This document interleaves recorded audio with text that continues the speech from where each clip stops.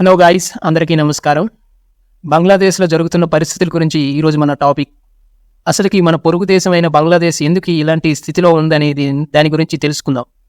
Friends, ఛానల్కి ఎవరైనా కొత్తగా వస్తే సబ్స్క్రైబ్ చేయండి అండ్ లైక్ చేయండి. ఫ్రెండ్స్, దక్షిణ ఏషియాలో ఇప్పుడు మరో దేశంలో అస్థిరత నెలకొంది. మన దేశ పొరుగు దేశం అయిన బంగ్లాదేశ్ ఇప్పుడు మిలిటరీ చేతిలోకి వెళ్ళిపోయింది. ఆర్మీ హెచ్చరికలతో ప్రధాని పదవికి రాజీనామా చేసిన షేక్ హసీనా భారత్కు ఆశ్రయం కోరి వచ్చారు. ప్రస్తుతం షేక్ హసీనా భారత్లోనే ఉన్నట్టు సమాచారం ఉంది. ఇటీవల శ్రీలంకలో ఆర్థిక మాంద్యం కారణంగా ప్రజలు తిరగబడి ప్రధాని నివాసంలోకి చొరబడి అక్కడ బీభత్సం సృష్టించిన విషయం మనందరికీ తెలిసిందే. ఇప్పుడు ప్రభుత్వం తాజాగా బంగ్లాదేశ్లోనూ షేక్ హసీనా నివాసం ఉండే భవనంలోకి ప్రజలందరూ ఆందోళన చేస్తూ చొరబడి ఎవరికి కావలసిన వస్తువులు దోచుకెళ్లే పరిస్థితి నెలకొంది.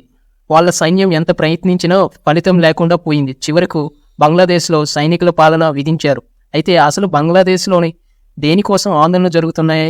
ప్రశాంతంగా ఉన్న దేశం ఆస్మాస్థితిగా వార్తలతో హాట్ టాపిక్గా ఎందుకు వచ్చింది అనేది మనం ఈరోజు తెలుసుకుందాం. 1971వ సంవత్సరంలో బంగ్లాదేశ్కు స్వతంత్రం వచ్చింది. ఈ క్రమంలోనే బంగ్లాదేశ్ స్వతంత్రం కోసం పోరాటం చేసిన వారి కుటుంబాలకు ప్రభుత్వ ఉద్యోగాల్లో 30% వాటా రిజర్వేషన్ కల్పిస్తూ 1972లో అప్పటి ప్రధాని బంగ్లా జాతిపిత షేక్ హసీనా తండ్రి షేక్ ముజీబర్ రెహమాన్ చెప్పారు. చట్టాన్ని కూడా తీసుకువచ్చారు. అయితే బంగ్లాదేశ్ ప్రభుత్వ ఉద్యోగాలతో మెరిట్ ఆధారిత విధానాన్ని ప్రవేశపెట్టాలని ఆ దేశ యువత చాలా కాలంగా కోరుకుంటున్నారు. అనేక నిరసన కార్యక్రమాలు కూడా యువత చేపట్టారు. 2018లో నిరసనలు తీవ్ర రూపం దాల్చడంతో అప్పటి షేక్ హసీనా ప్రభుత్వం ఆ రిజర్వేషన్లు రద్దు చేస్తూ సంచలన నిర్ణయం తీసుకున్నారు. రిజర్వేషన్లు రద్దు చేస్తూ షేక్ హసీనా ప్రభుత్వం తీసుకున్న నిర్ణయాన్ని వ్యతిరేకిస్తూ 1971లో మృతి చెందిన స్వతంత్ర సమరయోధుల కుటుంబాల సభ్యులకు హైకోర్టు ఆశ్రయించారు. అయితే దీంతో ఆ పిటిషన్లో పరిగణలోకి తీసుకున్న హైకోర్టు ఈ ఏడాది జూన్లో ప్రభుత్వం తీసుకున్న నిర్ణయాన్ని కొట్టిపారేస్తూ సంచలన తీర్పు వెల్లడించింది. దీంతో ఆ రిజర్వేషన్ల కోటా వ్యవస్థ మళ్లీ అమల్లోకి వచ్చింది. కోర్టు కొత్త ఆదేశాలతో ప్రభుత్వ ఉద్యోగాల్లో 56% కోటా ప్రత్యేక గ్రూపులకు రిజర్వేషన్ చేశారు. ఫ్రీడమ్ ఫైటర్లకు, మనవరాళ్లకు, మహిళలకు రిజర్వేషన్లు పెంచారు. దీంతో బంగ్లాదేశ్లో నిరుద్యోగుల యువత ఆందోళన దిగడం జరిగింది. ఫ్రీడమ్ ఫైటర్ల కుటుంబాలకు 3వ తరానికి ఎందుకు రిజర్వేషన్లు ఇస్తున్నారని ఆవేదన యువత చేస్తున్నారు. మెరిట్ ఆధారంగా పోస్టులు భర్తీ చేయాలని యువత భావిస్తున్నారు.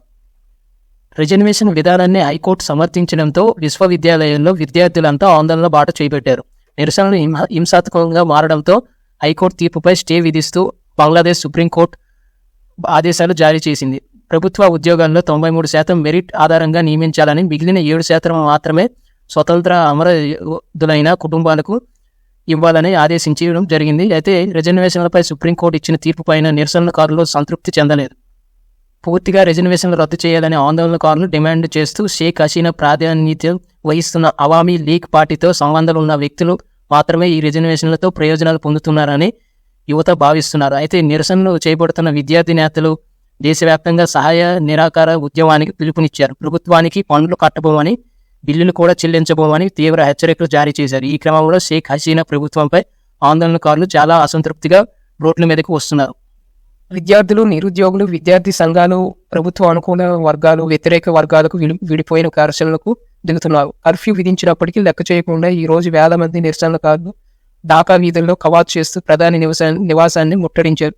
సైన్యం, పోలీసులు బారిగేడులు, ముళ్ల కంచెలు అడ్డుగా చేపట్టినప్పటికీ భారీ సంఖ్యలో తరలి వచ్చిన నిరసనకారులకు వాటిని తొలగించుకొని షేక్ హసీనా ఇంట్లోకి చొరబడ్డారు. అయితే దేశంలో కర్ఫ్యూ కొనసాగించమని బంగ్లాదేశ్ ఆర్మీ చీఫ్ ప్రకటించారు.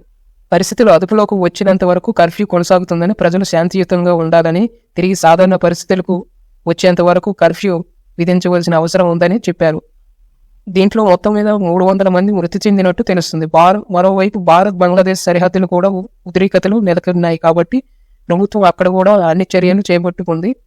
ఫ్రెండ్స్, ఇలాంటి పరిస్థితులు రాకుండా ఉండాలంటే ప్రభుత్వం ప్రజల పట్ల నిర్ణయాలు తీసుకుంటే ఒక సమర్థవంత నిర్ణయాలు తీసుకోవాలి. లేకపోతే ఇలాంటి కఠిన చర్యలు ఉంటాయని ఒక దేశానికి యువత ఎంత ప్రాధాన్యమో అనేది ఈ వీడియోలో తెలుస్తుంది.